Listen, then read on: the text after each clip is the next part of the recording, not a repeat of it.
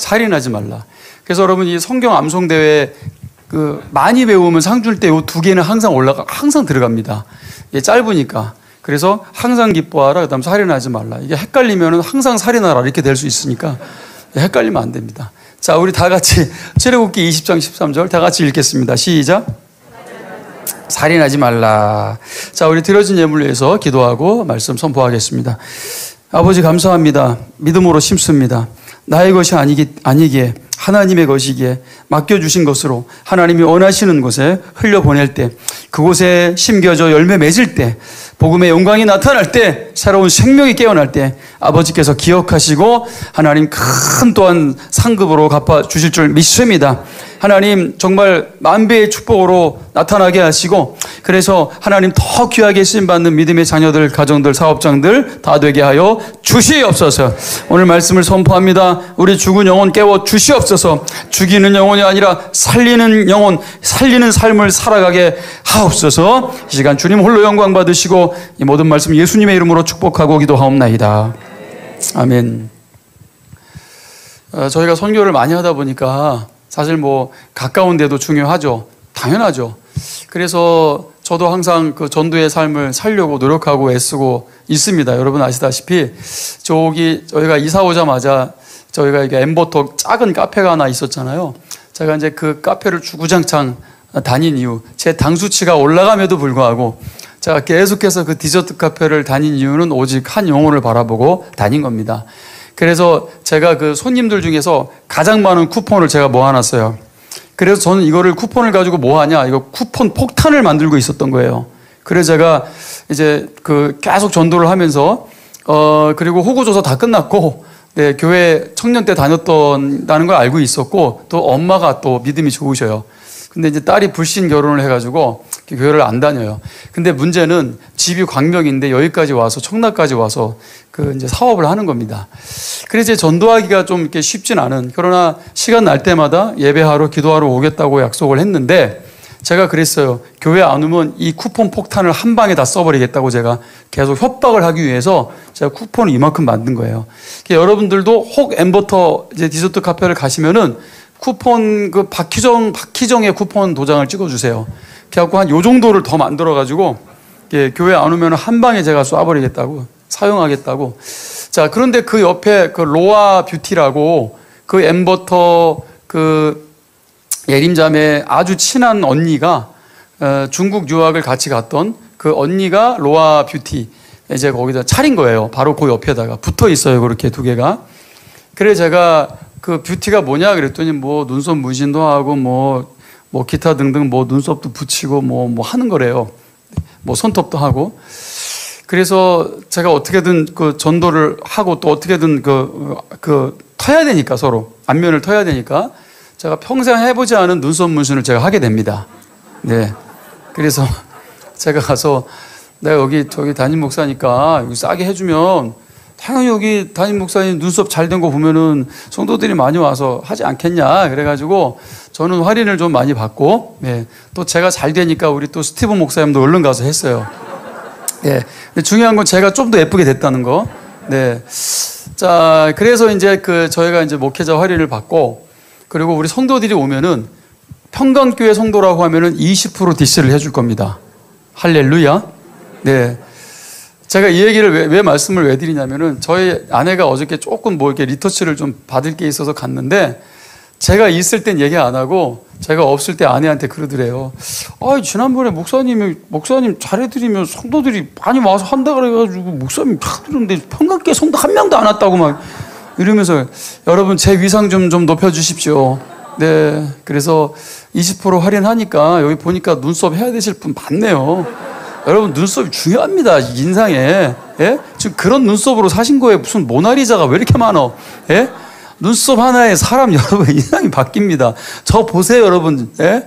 눈썹 하나에 확 그닥 달라질 것도 없지만 본판 불변의 법칙. 자, 그래서 여러분 가시면 20% 디시 받는데 가실 때 이렇게 꼭 얘기해 주세요. 목사님이 여기 눈썹하고 그러면 교회 온다 그랬는데 혹시 교회 언제 오실 거예요? 요 한마디만 해주세요. 눈썹 하시면서 목사님이 여기 교회 오신다 그랬는데 언제 오실 거예요? 제가 그거를 두세 명, 서너 명, 막 네다섯 명만 하면 아마 이 자매가 마음이 더 이렇게 열리지 않을까. 우리 엠버터 자매는 집이 광명이라서 조금 어려운 상황인데 요 로아는 여기 청라로 이사 왔어요. 그래서 그 전도하기가 또 아마 좀 수월할 겁니다. 근데 이제 집안이 왕불교니까 기도는 필요합니다. 그래서 여러분 눈썹 하러 가실 때 기도하시고, 눈썹 하실 때 속으로 기도하시고, 주로 막 무심하게 조심하게 막 가지고, 예? 기도하면서 받으시면 됩니다. 할렐루야. 네. 저희가 지금 십계명 강해를 하고 있습니다. 저희는 그 3대 목회 철학이 뭐라 그랬죠, 여러분?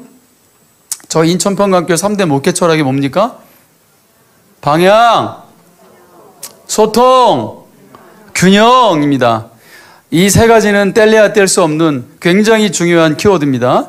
다 성경에서 나온 거라고 말씀드렸고요. 제가 담임 목사 될 때 선포했어요. 이게 저희 목회 철학이라고. 자, 그런데 결국 방향은 어디서 나오는 거라고 제가 말씀드렸죠?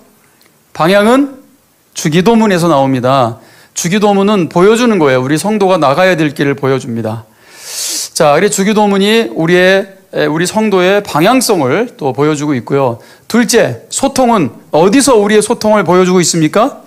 바로 지금 강의하고 있는 이 10계명이 바로 우리 성도의 소통입니다. 1계명부터 4계명까지는 하나님과 우리의 소통을 말씀하고 있고요. 또 나머지 6계명은 이웃과의 소통을 보여주고 있습니다. 그래서 이 10계명을 통해서 건강한 소통하는 우리가 또 성도가 되는 거고요. 그 다음에 균형은 어디서 보여집니까? 균형은 바로 사도신경을 통해서 우리의 신앙의 균형 감각을 우리가 유지할 수 있게 됩니다. 치우치지 않는 신앙생활을 해야 되겠죠. 치우치지 않는 신학과 치우치지 않는 교리, 그 중심을 잡아주는 게 바로 이 사도신경입니다. 그래서 여러분 칼빈이 오늘 이 세 가지를 잘 가르쳤고, 사실은 여러분 이 개혁교회, 개혁주의가 오늘 이 세 가지를 목숨 걸고 가르쳤던 시절들이 있는데 어느 순간 교회들이 여러분 이걸 잃어버린 거예요. 잃어버리게 된 거죠. 방향, 소통, 균형을 말하고 있는 교회는 사실은 인천평강교회예요. 네, 뭐 이 세 가지를 가르치는 교회가 있을지 모르겠지만 주기도문과 십계명과 사도신경이 전통이니까, 그러나 그것이 방향과 소통과 균형을 말해주고 있다고 정리시켜 주신 것은 하나님이 또 저에게 주신 지혜입니다. 그래서 저희 교회 3대 목회 철학으로 저희가 정해놓은 거죠. 자, 여러분 10계명. 그래서 우리가 이 두 번째 10계명을 공부하고 있고요. 나머지 사도신경은 또 기회를 주실 때 우리가 나눌 겁니다. 간혹 사도신경을 오해하시는 이 카톨릭의 가르침 아니냐 하면서 오해하시는 분이 있는데, 카톨릭이 잘못 해석하고 있는 거지 그것을 카톨릭의 전통이라고 보시면 안 됩니다. 우리가 종교를 개혁했듯이 여러분 이 사도신경의 올바른 뜻도 개혁이 되어 있습니다. 오늘 이 칼빈을 통해서 잘 정리가 되어 있는데, 저희가 기회가 되면은 이 우리에게 균형 감각을 가르쳐주고 있는 사도신경은 다음 시간에 또 나누도록 하겠습니다. 오늘 그 10계명 강의 8번째, 오늘 제목이 뭡니까 여러분? 살인하지 말라. 이것이 한 구절입니다. 한 구절. 우리가 율법만 보면은 은혜를 이해하기가 어렵고, 우리가 은혜만 보면은 율법을 이해하기가 어렵고, 뭔가 율법과 은혜는 같이 갈 수 없는, 하나 될 수 없는 듯한 그런 느낌을 받을 때가 많습니다. 율법은 절대 타협할 수 없는 아무도 엄하고도 엄한 하나님의 아주 위험에서 파생된 하나님의 명령이고, 은혜는 하나님의 사랑에서 파생되고 있는, 하나님의 사랑에서 나오는 거예요. 이 은혜가. 율법은 정말 타협할 수 없기 때문에 심판을 보여주고 있고, 은혜는 상상할 수 없는 하나님의 사랑, 용서와 사랑을 덮어주시는 사랑을 보여주고 있습니다. 자, 여러분 이 두 가지를, 그런데 이 아이러니한 두 가지를 다 품고 있는 게 있어요. 이 두 가지를 한 번에 보여주고 있는 게 뭐냐? 그것이 바로 십자가입니다. 십자가는 심판이며 십자가는 용서이죠. 하나님의 은혜고 사랑입니다. 할렐루야. 이게 십자가입니다. 십자가를 통해서 예수님이 우리가 받아야 될 심판을 다 받고 계십니다. 그리고 그 십자가를 통해서 상상할 수 없는 하나님 아버지의 은혜를 우리에게 보여주고 있어요. 그렇게 십자가는 두 가지를 동시에 품고 있는 것입니다. 이 십자가가 바로 다 같이 우리 2022년도 시그니처 인사, 다 같이 사랑하고 사랑하라. 네, 우리 서로 십자가로 사랑합니다. 축복합니다. 네. 자, 우리가 하고 있는 인사죠. 자, 그러나 여러분 오해는 금물입니다. 율법은 선한 것이기 때문에 율법의 목적은 심판이 아닙니다.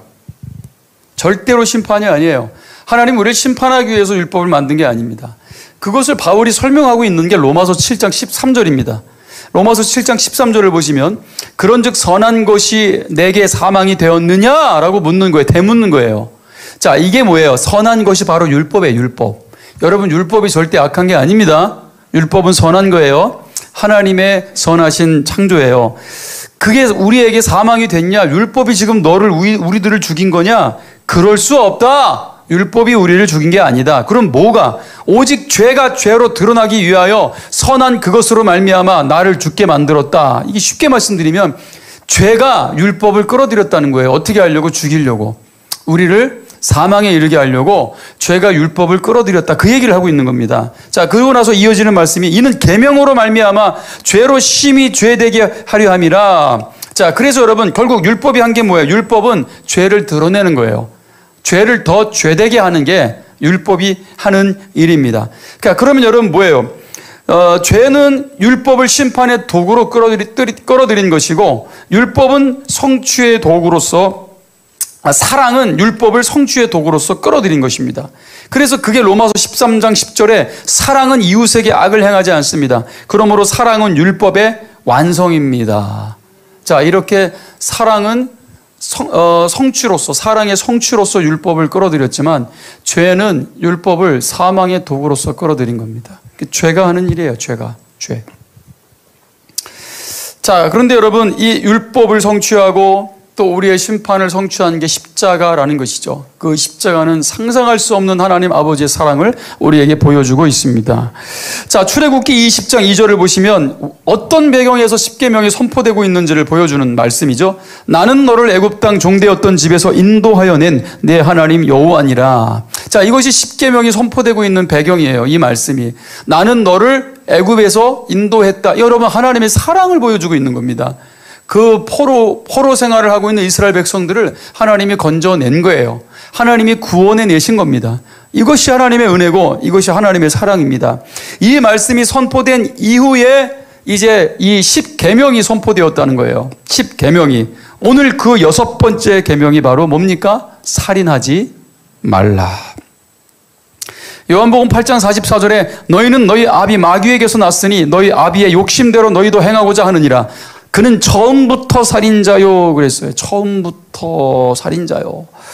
자, 먼저 아담과 하와를 속여서 그들로 하여금 하나님과 분리시켰죠. 죄를 범하게 해서. 여러분 그건 살인입니다. 진정한 살인이죠. 죽인 거예요. 영적인 죽음에 이르게 한 것입니다. 그렇다고 해서 마귀가 다 책임져야 된다는 건 아닙니다, 여러분. 결국은 그것은 인간의 선택이고 인간의 죄입니다. 자, 그리고 나서 아담과 하와가 타락한 이후에 처음으로 등장한 범죄가 뭡니까? 바로 살인입니다. 인류 최초의 아기가 인류 최초의 살인자가 되었다는 거예요. 여러분 충격이죠. 죄를 범한 인간이 첫 번째로 태어난 아기가 그렇게 살인자가 되었다. 여러분 이건 분명히 충격입니다. 충격. 자, 그런데 이 살인의 동기가 무엇인지를 아는 것도 중요합니다. 동기를 아는 것. 그러나 여러분 그 동기는 제가 이따가 결론적으로 말씀드릴 거고요. 자, 여러분 살인의 종류와 살인이 아닌 것을 좀 먼저 정리를 해드리겠습니다. 자, 살인의 종류. 물론 타인을 죽이는 거 당연히 살인입니다. 예. 그리고 자살과 낙태도 살인이라는 것을 알고 있습니까? 가까운 사람의 아픔을 제가 모르는 바가 아닙니다. 그러나 목회자로서는 올바른 가르침이 필요하기 때문에 저는 진리를 선포해야 된다고 생각합니다. 왜냐하면 또 다른 사람들이 이런 아픔을 겪어서는 절대로 안 되기 때문에 케빈 드영의 마음에 새겨야 할 하나님의 명령이라는 책에서 인용하신 건데 제가 그거를 재인용하는 거예요. 자, 그 책에서 인용한 글을 제가 읽어드리겠습니다. 10년 전에 성경적인 상담이라는 잡지에 글을 썼던 줄리 고색이라는 여성의 말을 들어보자. 그녀는 가족 중에 자살한 사람이 5명이나 되는 집의 아내이자 어머니였다. 그녀의 고통은 가히 상상조차 하기 어렵다. 그녀는 이렇게 말한다. 자살은 유전적인 특성도 아니고 가문의 저주도 아니다. 자살은 개인이 선택한 죄다. 이것은 사랑이 없거나 무례한 말이 아니다. 이것은 진리 그 자체다. 나는 자살한 내 가족들을 사랑하지만 그들의 선택은 옳지 않은 죄였다. 혹 자살을 고려하고 계시는 분 계십니까? 혹시 자살을 고민했던 적이 있으십니까? 제가 분명히 말씀드리겠습니다. 자살은 절대 돌파구가 아닙니다.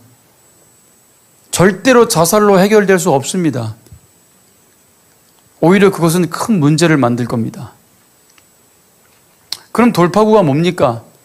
돌파구는 살인하지 말라라고 말씀하신 하나님의 말씀에 순종하는 것이 돌파구입니다. 믿으시면 아멘 하십시오. 속지 마십시오. 혹 뇌 손상이나 정신질환을 겪는 상태라면 이성적인 결정을 내릴 수가 없습니다. 그거는 좀 다른 접근이 필요할 겁니다. 그러나 그런 극단적인 경우를 제외한다면 여러분 자살은 죄고요. 왜냐하면 죽인 거잖아요. 살인한 거, 타인만 살인하는 게 살인이 아닙니다. 나를 죽인 것도 살인입니다. 그 다음에 낙태도, 심장이 뛰는 순간 그것은 생명입니다. 엄연히. 최근에 본 영화가 이제 브로커라는 영화를 봤어요. 우리 딸이랑 손잡고 가서 본 영화입니다. 추천해드리고 싶어요. 중간에 뭐 심한 욕도 나오고 조금 나쁘거러운 대사도 나오지만 그건 그 아이가 그 아이유죠, 아이유. 그 이지은 본명이 이지은 그 아이가 험하게 살았다라는 것을 보여주는 뭐 그런 내용입니다. 뭐 아이들은 다 듣고 살아요. 귀 막고 싶지만 이미 다 학교만 가면은 상상 초월할 정도의 그런 욕설을 듣고 사는 게 우리 자녀들입니다. 이지은이가 이런 대사를 날려요. 그 영화에서 이런 대사를. 자, 한번 연기를 한번 해볼게요. 낳기 전에 죽이는 게, 목소리가 작네. 낳기 전에 죽이는 게 낳고 나서 버리는 것보다 죄가 가벼워? 아이유 같아요? 낳기 전에 죽이는 게 낳고 나서 버리는 것보다 죄가 가벼워라고 얘기합니다. 정말 심각하게 고민해보게 만드는 대사잖아요. 낙태에 대해서. 책임질 수 없으니까 그냥 뱃속에서 죽여. 그런 질문을 던져요, 영화에서. 오늘 아침에 뉴스를 봤더니 미국에서 낙태권이 취소가 됐어요. 대법원에서 판결이 난 겁니다. 미국은 여전히 아직도 그래도 살아있는 나라예요. 할렐루야. 그거를 대법원에서 판결을 낼 수 있다는 게, 물론 주정부 쪽에서는 반대하는 당연히 주정부들이 나오죠. 그럼에도 불구하고, 그런데 사람들은 그렇게 얘기하죠. 보수적인 대법관을 이전 대통령이 앉혀놔가지고 이런 판결이 나온 거라고. 이걸 정치적으로 바라본단 말이에요. 보수적인 집단들이 내린 결과라고 그렇게 얘기합니다만은, 여러분 이걸 무슨 정치적으로 해석을 자꾸 하려고 합니까? 성경적인 거예요. 할렐루야. 성경적인 거. 혹 여러분들이 낙태 때문에 심각하게 고민을 해서 아니면 그런 연약한 또 죄를 범했다 할지라도 여러분, 저는 이야기를 해야 합니다.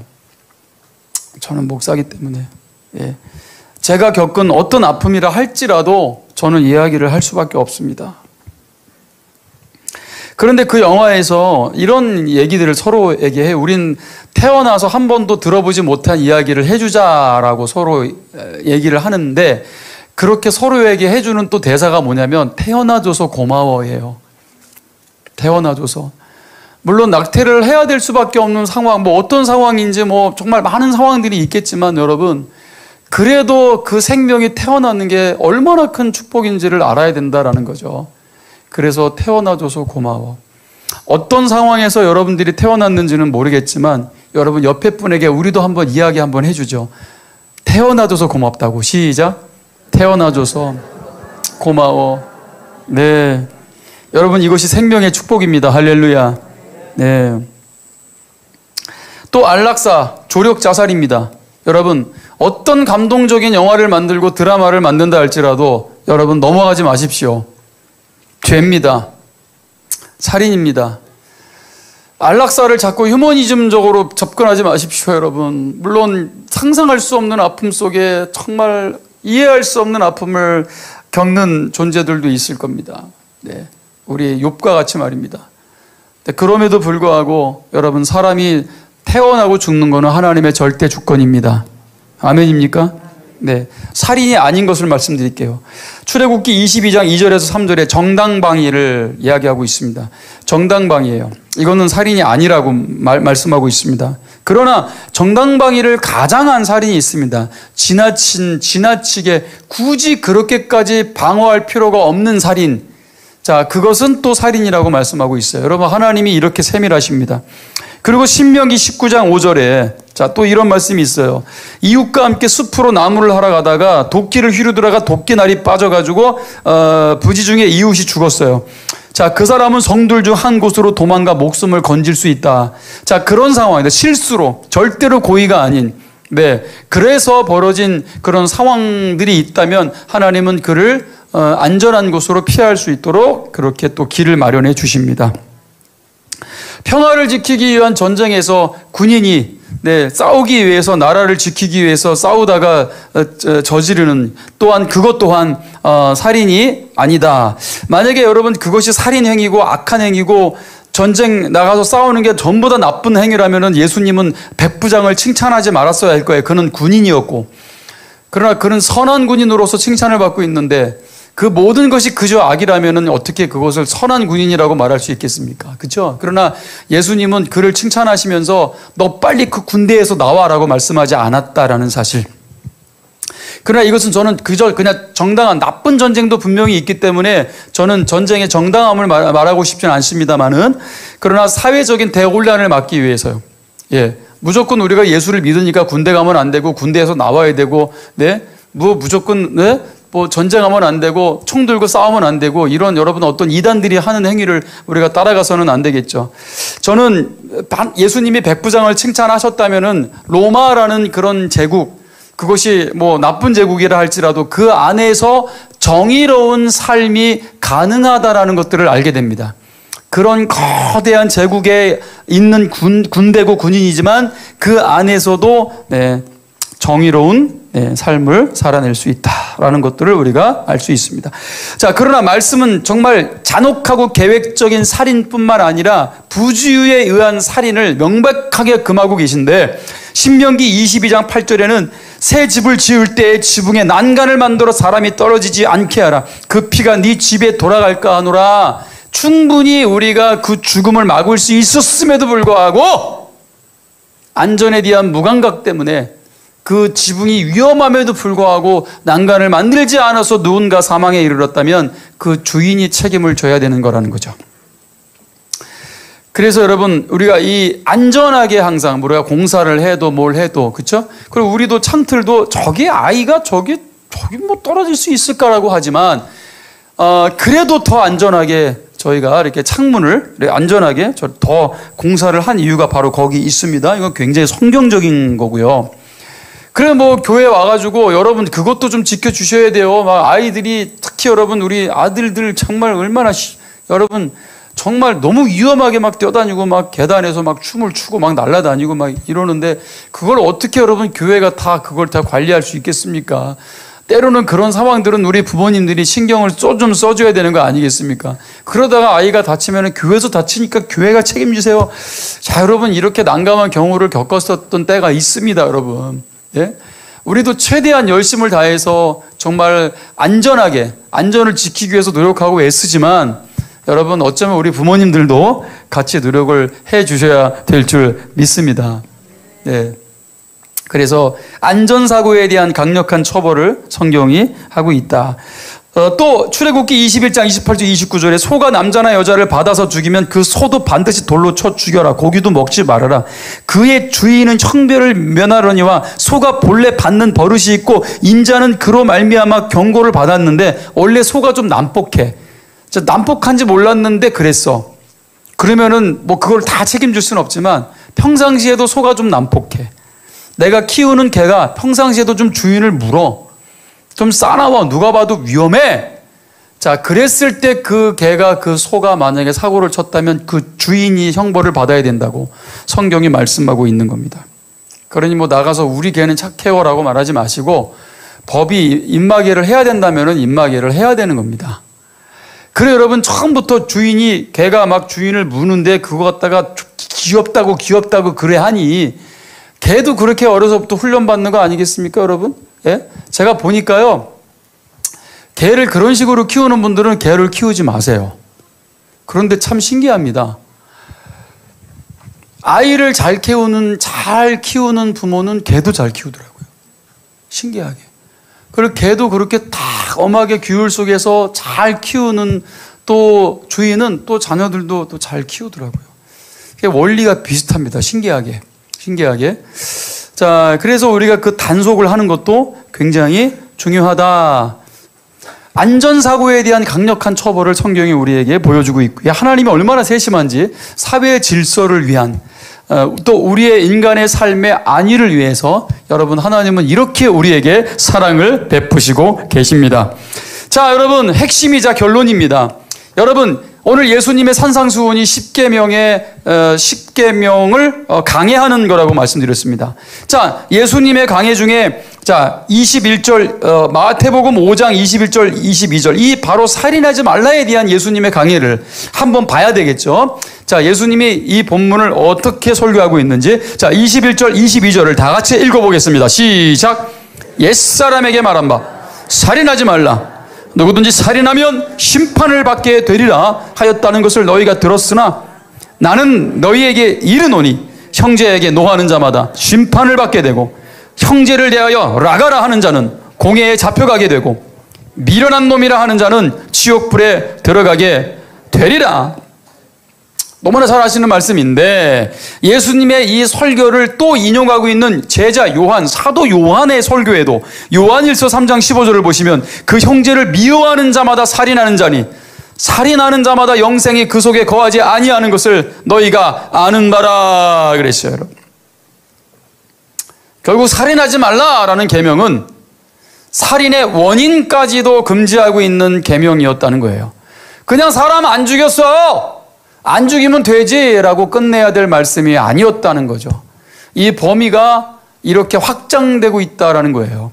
이게 원래 본연의 의미인 거예요. 그냥 안 죽이는 것만으로 끝나는 게 아니라는 거죠. 예수님이 이 말씀을 이렇게 풀어주시고 계십니다. 그 원인. 여러분 인류 최초의 살인자 가인에 대해서 말씀드렸습니다. 그러면 가인의 살인의 원인은 뭡니까? 바로 분노이죠.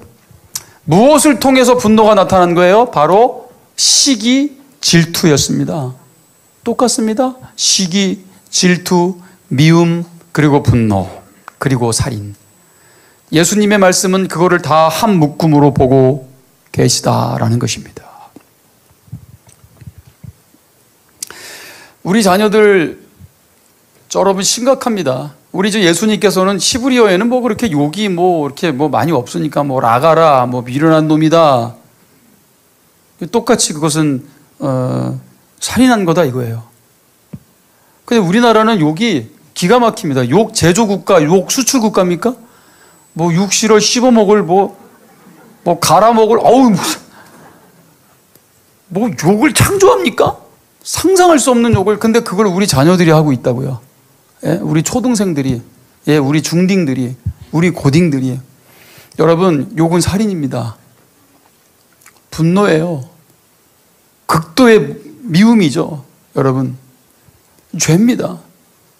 근데 여러분 요즘 이렇게 욕을 더 나이가 어려지고 더 심하게 욕하는 게 뭐예요? 분노의 시대를 살아가고 있다. 오늘 아침에 또 뉴스를 봤더니 묻지마 범죄가 늘어나고 있어요. 그래 막 그 CC 카메라를 보여주는데 손에 뭘 들고 가서 그냥 아무나 그냥 쑤십니다. 그 전문가들이 조사를 해봤더니 다 분노에서 나오는 거였다. 분노. 억누르고 있는 분노가 그렇게 모르는 사람. 근데 연약한 게 노인들이나 여인들에게 그렇게 가서 그렇게 해코지를 합니다. 그런데 그 묻지마 범죄는 사망으로 제일 많이 간답니다. 심하게 범죄를 저지르니까요. 분노를 쏟아내니까요. 자, 여러분 그것만 살인이 아니란 말입니다. 여러분 미움, 시기, 질투, 거기에 빠져서 영생을 품을 수 없다. 요한은 또 그렇게까지 이야기합니다. 구원받았다고 자랑하면서 여전히 욕하고 여전히 시기하고 여전히 질투하고 여전히 형제를 증오하며 분노하며 여러분 살아가고 있다면 여러분 이건 뭔가 앞뒤가 안 맞는 겁니다. 여러분, 미움과 분노에게 마음을 빼앗기지 마십시오. 여러분, 그 죄에게 먹이를 먹이지 마시기를 축원합니다. 예수의 마음을 품으십시오. 할렐루야. 품을 수 없다면 구하세요. 내게 주님의 마음을 달라고 구하세요. 내 안에 독버섯 같은 이 미움을 도려내어 주시고 예수님의 사랑을, 예수님의 용서를 담게 해달라고 더 많이 기도하세요. 몸부림치시기를 축원합니다. 이런 마음으로 어찌 사랑하고 사랑하라 여러분 할 수 있겠습니까? 이런 마음으로 어찌 내가 십자가의 은혜 가운데 내가 이 엄청난 사랑을 받았다고 말할 수 있겠습니까? 의롭지도 거룩하지도 않은 시기와 질투의 분노의 잔을 받아먹지 마시고 속히 뱉어내시기를 축원합니다. 결국 품고 살다가는 분노의 살인의 노예가 되고 말 겁니다. 그러므로 여러분 십자가를 묵상하십시오. 이 은혜가 아니면 우리 모두 영보를 피할 수 없다는 것을 알잖아요. 더욱더 십자가 그 정신, 여러분 그 놀라운 사랑 안에 하나님을 사랑하고 이웃을 사랑하되 내 몸처럼 사랑하며 살아가는 오늘 인천 평강교회 가족들 되시기를 축원합니다. 살인하지 말라. 난 살인 안 했으니 나하고는 조금 상관이 없는 말씀이었구나라고 생각했지만 이보다도 나와 상관 있는 말씀이 바로 여기에 있습니다. 여러분 서로 사랑하시기를 축원합니다. 죽이는 사람이 아니라 살리는 사람들이 되시기를 축복합니다. 내가 가는 곳에 새로운 생명이 살아나는 놀라운 은혜가 넘치게 되기를 주 예수 그리스도의 이름으로 축원합니다. 믿음의 주에 온전케 하시는 예수를 바라보며 그 기쁨을 위하여 십자가를 참으신 예수의 마음을 품으며 나아가는 우리 그런 진정한 예배자들이 다 되시기를 주의 이름으로 축원드립니다. 오늘 다 같이 일어나셔서 사랑하고 사랑하라. 네, 함께 찬양하고 기도하겠습니다.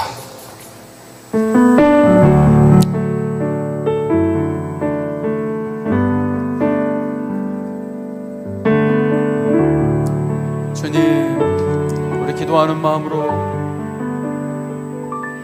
하나님 사랑하고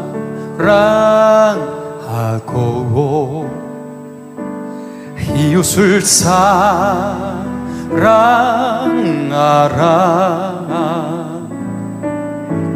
주 말씀 따라 살리라. 예수님 따라 살게 하소서. 한 번 더 고백합니다. 하나님 사랑하고 하나님 사랑하고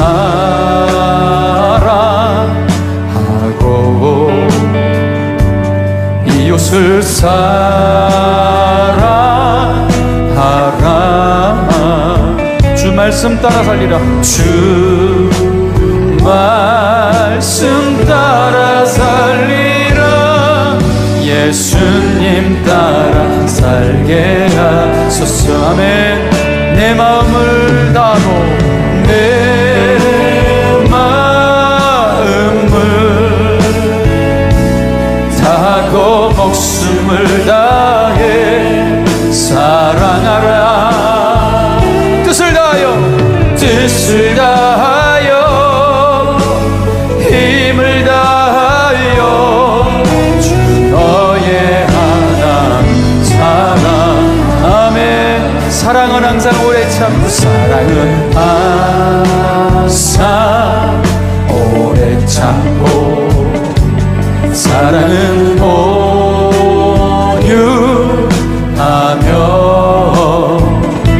시기하지 않으며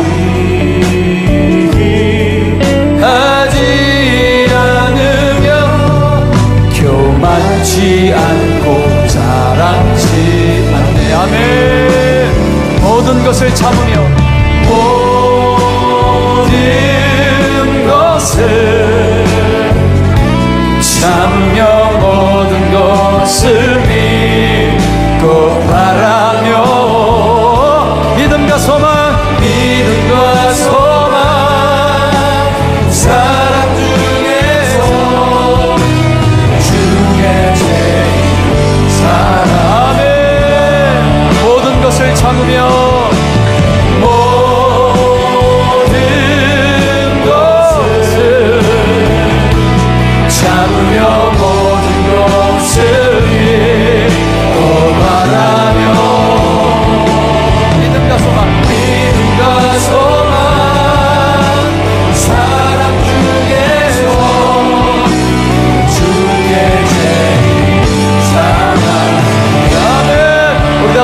기도하겠습니다. 이 사랑 품고 살게 하여 주옵소서.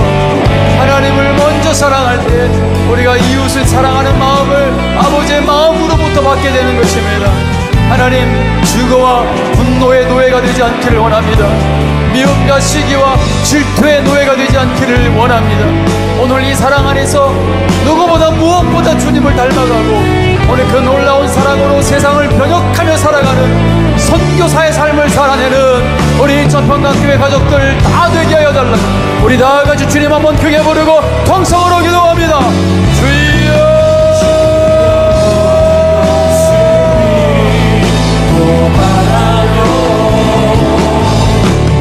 뜻을 다하여 사랑 중에서 중에 제일 사랑이라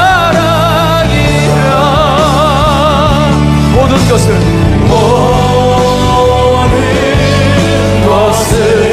예 주님 차고난 모든 것을 믿고 바라며 믿음과 소망 사랑 중에서 그 중에 제일 사랑이다. 우리 다시 한번 기도해 주세요. 여러분, 우리 동유럽 사역을 위해서 기도해 주십시오. 함께 동참하는 성도들 되기를 원합니다. 보내든지 가든지 오늘 특별히 우크라이나 전쟁의 상처 속에 있는 우리 우크라이나 난민들 모여있는 난민촌에 가서 또 저희가 복음을 전하게 됐습니다. 또 우리가 예배도 같이 하고 복음도 전하고 그들은 정교라는 그 신앙을 가지고 있는데 이게 좀 가톨릭도 아니고 기독교도 아니고 조금 더 캐톨릭에 가깝다고 보시면 되겠습니다. 오늘 복음을 잘 증거할 수 있도록 여러분 좀 기도해 주시고요. 그리고 우리 주일학교 유치부서부터 우리 또 청년부까지 또 캠프를 준비하고 있습니다. 3년 만에 이 캠프를 통해서 다시 살아나는 우리 인천평강교회 다음 세대 되도록요, 여러분 많은 기도가 필요합니다. 영적 전쟁을 선포해 주시고 하나님이 강력하게 역사하고 오늘 어둠의 권세들이 쫓겨나가는 일들을 보게 해달라고, 놀라운 풍성한 열매를 거두게 해달라고 우리 다 같이 주님 한번 부르고 다시 한번 동성으로 기도합니다. 주여 아버지 기도합니다. 오늘 하나님, 오늘 폴란드를 통해서 오늘 우크라이나 난민들을 만나게 될 때, 오늘 또 200명의 선교사님들 동유럽에서 파송받아 선교하는 우리 선교사님들에게 위로가 되고 도전이 되고 하나님 아버지의 큰 은혜를 경험할 수 있기로, 영원히 고생하고